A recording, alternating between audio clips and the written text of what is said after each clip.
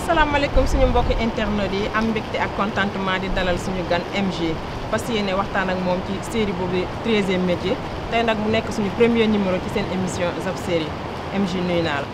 maa ngi lay fay Khadija di nuyu les internautes de Afri Série je suis très heureux de partager le plateau avec vous. MJ tey boo ñu doon defal benn résumé ci sa carrière lan lay doon kan mooy MJ ak fan la MJ jaar ba egsi fi mu egsi tey. Voilà, donc MJ c'est un jeune sénégalais maa ngi tudd Asmoussa Samb di jouer le rôle principal dans la série 13e métier d'où je porte le nom de Magic Joe alias MJ.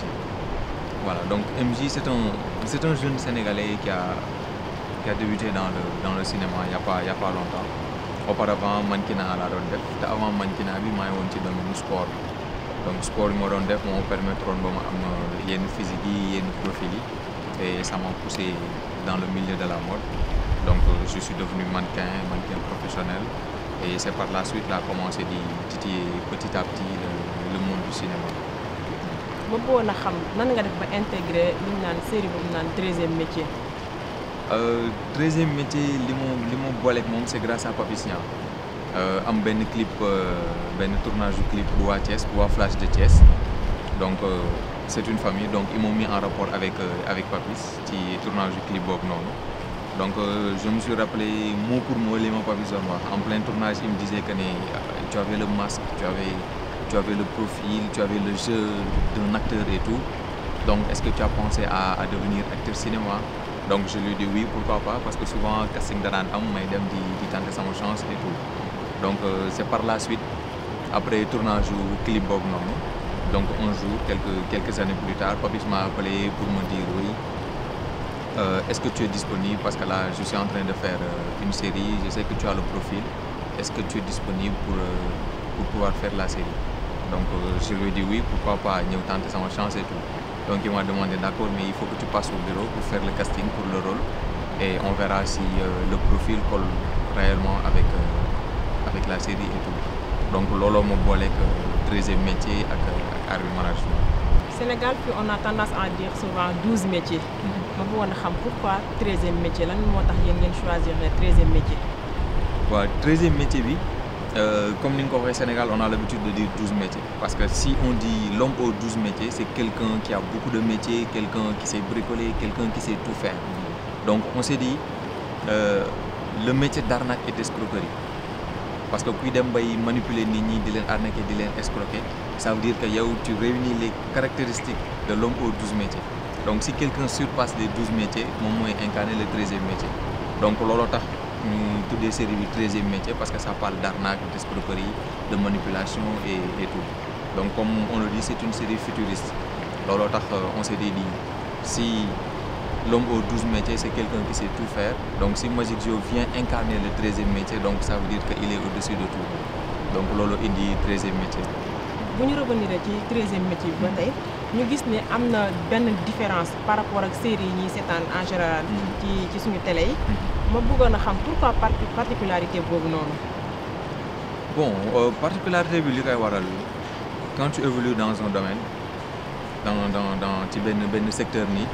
da ngay bëgg di progresser di dem au-delà des limites dépasser frontières yi et tout on voulait sortir dans le cadre des séries feuilletons qu'on a l'habitude de voir qui tournent autour de amour argent famille qui tournent autour loo xam te ne dañ koy def ci benn appartement dans une maison et tout donc 13e métier on peut dire que c'est une série futuriste c'est vrai que c'est bien beau de montrer à tout le monde ce que nous vivons actuellement dans nos maisons et tout mais c'est mieux de les préparer de ce qui se passe ce qui peut se passer à l'avenir li nga xamante ne nit ñi ngi koy def te peut-être yeewul ñu bëri ci loolu noonu parce que y a énormément de gens qui se font arnaquer te ñu bëri xamuñu style d'arnaque yooyu nan lay procéder nan lay demee et tout 13e métier bu ñëwee di wane loolu ça prépare à la population faites attention parce que y a des gens qui sont ici qui procèdent comme ci qui procèdent comme là donc c'est une série futuriste que ça peut préparer les gens à l'avenir ñu xam ni ñuy procéder c'est vrai que am na yenn série yu fi nekk pratiquement même touche bi la ñuy am donc ça parle olof lay nekk nii et tout ça tourne autour d'une famille mbëggeel fii bëgg nañ kii bëggante nañu kële mu indi ay problèmes ay complications c'est une routine boo xamante ne ñu ngi koy vivre dans nos foyers donc 13e métier dafa bëgg élargir les frontières c'est pas une série boo xamante ne c'est en feuilleton mais chaque numéro chaque épisode day indi benn thème bu bees donc ça c'est une série futuriste qui peut préparer la population ci li nga xamante ne ça peut venir à l'avenir quoi pour qu'on puisse sortir de cette routine et élargir de telle sorte que nit ñi xam ne y a des Sénégalais qui sont là yemuñu juste ci théâtre bi mën nañ def cinéma te cinéma bi mën nga ko propulser au niveau international donc si nous faisons la même chose que tout le monde ça va rester dans cette même routine et nous voulons sortir de cette routine et aller au-delà des frontières donc loolu tax ñu apporter benn touche particulière ci 13e métier. mais bu fekkoon tey jii selon toi en tant que acteur principal. bu fekkoon am na lu ñu war a rectifier wala ñu agrémenter ko ci série bi di 13e métier. selon yow en tant que acteur principal lan la war a doon.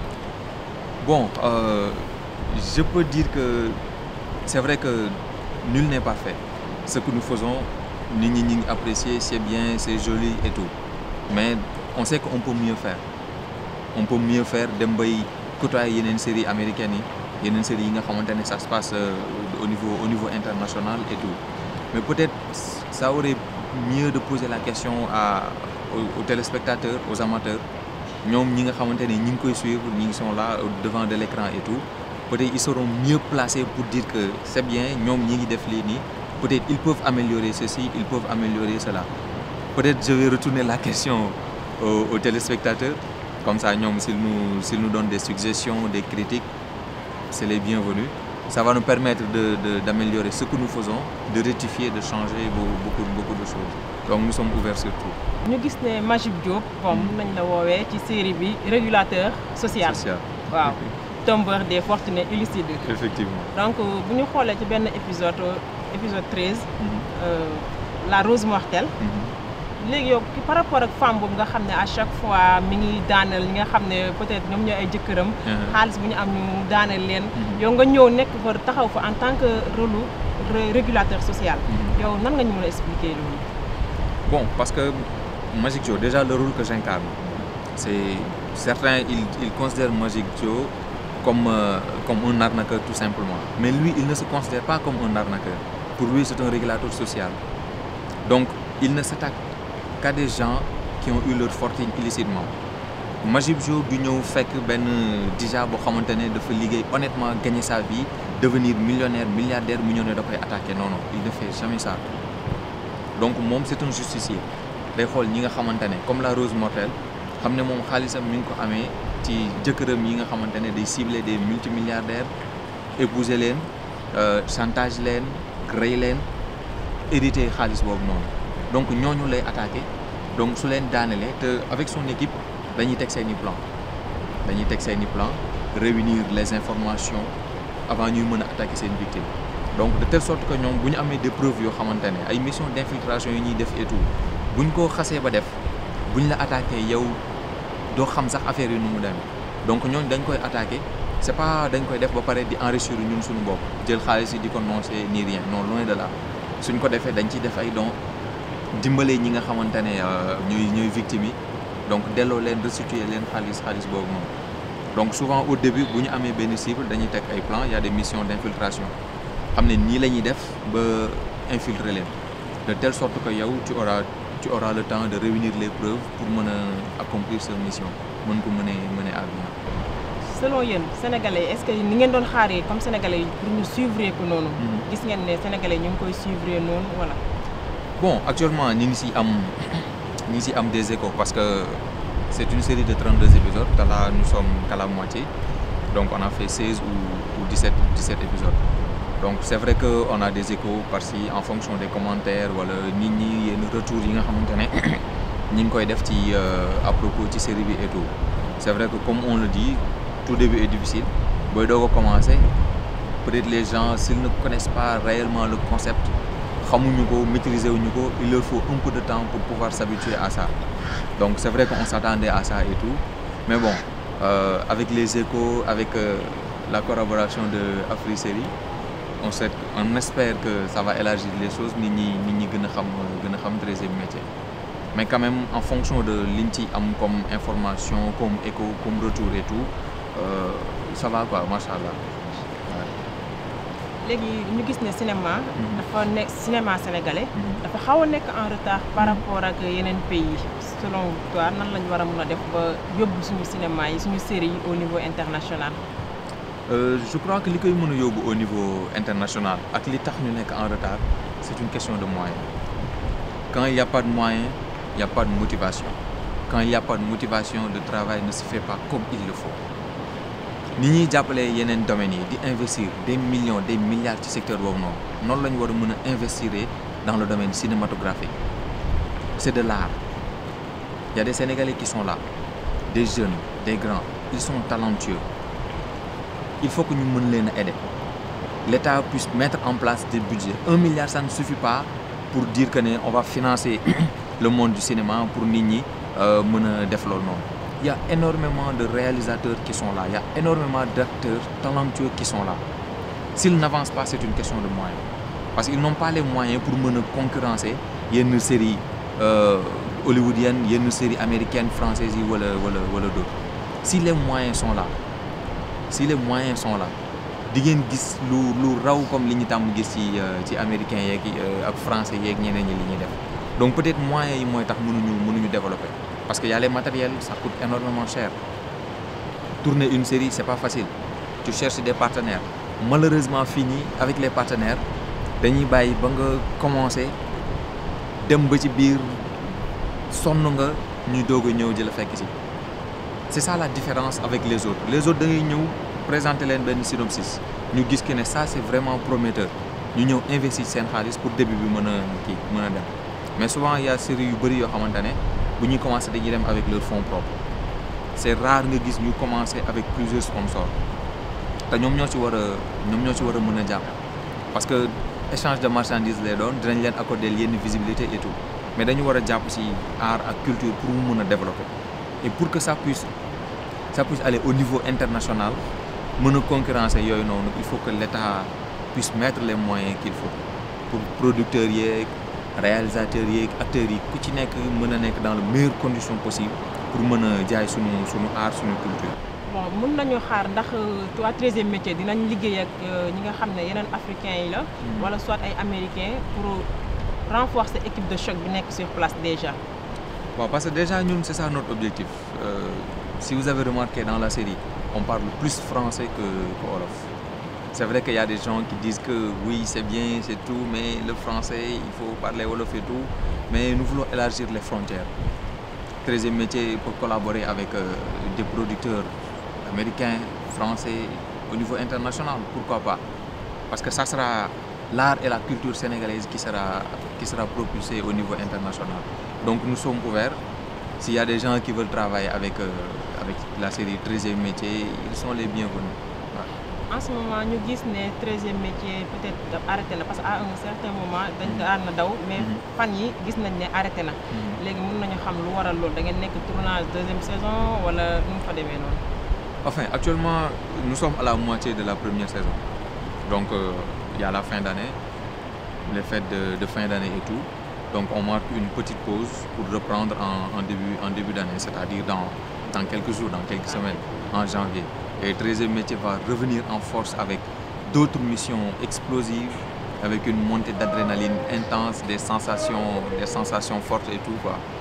Donc nous allons revenir en force. Donc c'est juste une petite pause qui marque la fin de la première partie de la première saison. Donc la première saison c'est 32 épisodes, là nous sommes à 17, mais 13e métier va revenir. ñu bëggoon a xam en fait c'est 13e métier fan lay daw et aussi les jours de diffusion. Voilà donc la série passe chaque samedi à 20h45 sur la Sen TV donc c'est rediffusé le dimanche à 14h45 même dans la semaine je crois que c'est rediffusé encore le mardi vers aux alentours de 16h mais c'est disponible aussi sur la chaîne YouTube de Arbi Management donc une fois que ça passe à la télé c'est automatiquement sur Arbi Management. Et j'en suis sûr que aussi ça sera disponible sur Afri-Série. Comme ça, les internautes de Afri-Série pourront regarder la série directement là-bas. Ok ci Afri-Série boobu sax laa bëggoon a ñëw lan nga gisee plateforme Afri-Série bi. Bon, je peux dire que plateforme bi c'est une initiative boo xamante ne dañ ko war a saluer parce que lépp luy promouvoir sunu art ak sunu culture je pense que c'est une bonne chose. Peut-être grand premier le fait que ñuy gis benn plateforme boo xamante ne dafay développer yenn séries yi fi nekk à la fin de chaque semaine ñu def résumé séries yi fi jàll et tout parce que dina permettre au niveau international même au niveau national aussi ñi fi nekk ñu koy suivre ñu gën a xam séries yi nga xamante ne ñi ngi ko am fii nii ci Sénégal parce que souvent on voit des séries yoo xamante ne international lay jógee suñu télé yi jënd ko di ko commercialiser di ko diffuser di ko teg et tout mais c'est bien beau produit sénégalais ñu koy développer di ko promouvoir par benn site boo xamante ne c'est géré par des Sénégalais et tout donc c'est une belle initiative boo xamante ne c'est à saluer te ñu ngi leen ci encourager aussi. waaw ñu lay jaajëfal di la bàyyi nga wax sa mot de la fin ñi lay seetaan. Bon sama mot de la fin di remercier waa Afrisérie donc di remercier le Sénégal tout le monde ñëpp les amateurs de 13e métier ñëpp ñi nga xamante ne ñi ngi intéressé wu ci série bi et tout c'est vrai que ñu bëri ñi ngi réclamer pourquoi le français pourquoi le wolof et tout mais on veut élargir les frontières satisfaire tout le monde. C'est une série sénégalaise certes jouée par la plupart par des Sénégalais et tout donc on veut élargir nit ñi xam ne y a des Sénégalais qui sont là di tourner loo xamante ne mën na jéggi frontières yi comme américains yi ni ñuy defee ñun ñuy toog di seetaan 24 heures chrono di seetaan Prison Break nous souhaitons que 13e métier génn dem au niveau international donc ça sera une fierté nationale ça sera une fierté pour tout le monde en tout cas di remercier tout le monde ci seen fidélité di ñi ngi xaar nag seen suggestion seen i critique nous sommes ouverts à tout pour gën a mën a développer 13e métier en tout cas je vous remercie énormément pour l'invitation. ok ñu ngi lay remercier di remercier aussi suñu mbokk internet yi ñu doon seetaan di leen jox rendez-vous ci très prochainement ci seen beneen numéro Zap Série merci. di jaajëfal suñu partenaire restaurant Le Gondelier nekk fii ci Yoff Virage ci accueil bu chaleureux bi mais aussi cadre bu nice bi yéen aussi ñu ngi leen di jox dig daje très prochainement ci seen beneen numéro Zap Série.